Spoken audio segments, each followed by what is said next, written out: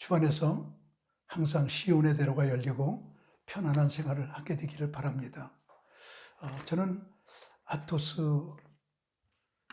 수도국 나라, 수도사만 1000명 사는 나라, 여자는 1명도 없고 남자만 있는 나라, 이런 나라에 가서 수도원을 돌아보면서 공부한 것, 참으로 제게는 일생에 잊을 수 없는 흔적을 남기게 되었습니다. 제가 이비론 수도원에 가서 하룻밤을 자면서 수도사들과 이야기 나눌 때 이런 얘기를 했습니다.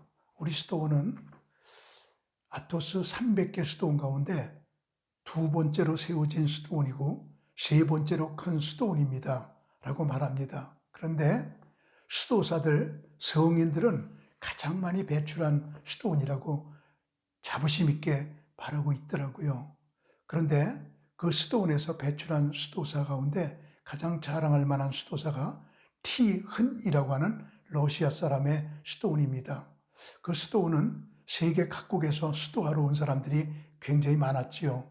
가보니까 중국에서 온 사람, 또 일본에서 온 사람, 그런 사람들이 많았습니다. 그런데 아토스 전체에 한국에서 온 수도사는 한 명도 없었습니다.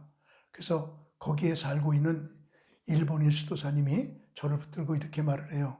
동양에서 온 수도사가 접니다. 한국에서 온 사람이 한 명도 없습니다. 강 목사님, 가지 말고 여기서 한국과 수도원의 연결고리가 되세요. 그리고 저를 못 가게 걷고 붙잡았습니다. 그래서 저는 아니에요. 난 한국 돌아가서 할 사명이 있어요. 여기 머물 수 없어요. 언젠가는 한국 사람 여기 오도록 제가 파송하며 기도하면서 준비하겠습니다. 그리고 돌아왔습니다. 그런데 그 수도원에서 수많은 성자들이 배출되었는데 그 중에 티흔이라고 하는 수도사를 소개하더라고요. 그는 1884년 러시아에서 출생했습니다. 부잣집이었습니다. 가문도 좋았습니다. 대대로 예수 믿는 집이었습니다. 부모는 티흔이 똑똑하고 머리 좋고 그리고 든든한 가문이기에 세상적으로 출세하고 아주 유능한 사람이 되기를 원했죠. 그러나 티흔은 아버지 어머니 저는 수도사가 될래요. 그리고 그는 수도사의 길을 걷기 시작했습니다. 20살까지 러시아의 세 수도원에서 돌아다니면서 살았습니다. 근데 만족하지가 않아요. 그러다가 그는 드디어 200여 군데를 찾아다닙니다. 수도원이 중요한 게 아니라 자기의 멘토, 정말 귀한 분을 만나고 싶었는데 200군데나 다녔는데 자기를 가르쳐줄 만한 스승을 못 만나요. 그러다가 그가 결국은 정착하게 된 것이 아토스 수도원입니다. 이비론 수도원입니다. 거기에 와서 그는 피눈물 나는 수도를 합니다. 밤을 새며 기도합니다. 철야기도 합니다. 졸리면 목에 끈을 매고 그리고 한 끝을 저 천장에 매달고 목을 졸지 못하게 붙들어 맨 다음에 계속 밤을 지새우며 기도합니다.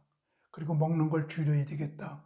탐식은 모든 죄가 들어오는 현관이라고 말하면서 그는 먹는 걸 우선 줄여야 음란, 탐식 모든 걸 다 줄일 수 있다고 생각하면서 무화과 열매 한 개 가지고 반쪽씩 나누어서 하루에 먹으면서 그러니까 무화과 나무 가지고 무화과 나무 열매 하나 가지고 두 끼 이틀을 먹는 거지요.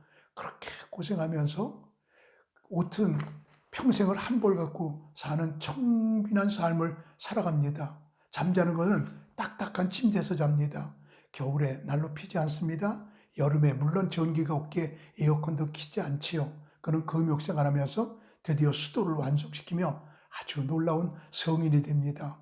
그래서 많은 제자들이 그에게 와서 수도를 배우고 하나님과의 합일의 관계를 배우는 아주 훌륭한 수도사가 되었습니다. 어느 날 그가 앉아있는 동굴을 보니까 쥐들이 들끓어요.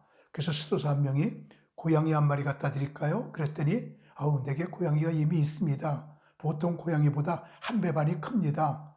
그래요? 그렇게 큰 고양이도 있어요? 그리고 거기 앉아서 며칠 지내다 보니까 여우가 오는 거예요. 여우가 와서 쥐들을 못 오게 쫓아주고 있었습니다. 그는 동물들을 그렇게 사랑했습니다. 그리고 멧돼지가 동굴에 들어와서 새끼를 낳아요. 그 새끼를 정성을 다해서 길렀거든요. 그랬더니 그 다음서부터는 멧돼지가 새끼 날려고 하면 이 티흔 수도사 옆에 와서 새끼를 낳아요. 어떤 때는 사냥꾼이 멧돼지 잡으러 옵니다. 그러면은 여기 멧돼지 없으니까 다른 데로 가십시오. 그리고 멧돼지를 보호합니다. 그리고 각종 곤충들에게 자기 피를 빨아먹으라고 옷을 벗고 있습니다. 그들에게 내게 영양가 줄 테니까 내 피 빨아먹어라. 그래서 동물들과 설교하고 동물들과 대화하고 동물들을 사랑하면서 그 속에서 살게 되지요. 그러면서 아주 유명한 수도사로서의 발돋움을 하면서 거기서 하나님과의 합일의 단계에 이르르는 유명한 티은 수도사가 바로 이비론 수도원에서 나왔습니다. 그런데 거기에는 우물이 하나가 있더라고요. 어느 해는 가뭄이 있어서 물이 한 방울도 나오지 않습니다. 수도사들이 목이 말라서 쩔쩔맸습니다. 그때 그 수도원에 있는 수도사들이 유명하고 거기서 수도한 수도사의 초상화를 우물 밑으로 던지면서 밑바닥에 딱 떨어졌을 때 물 한 방울 없을 때 하나님께 기도합니다.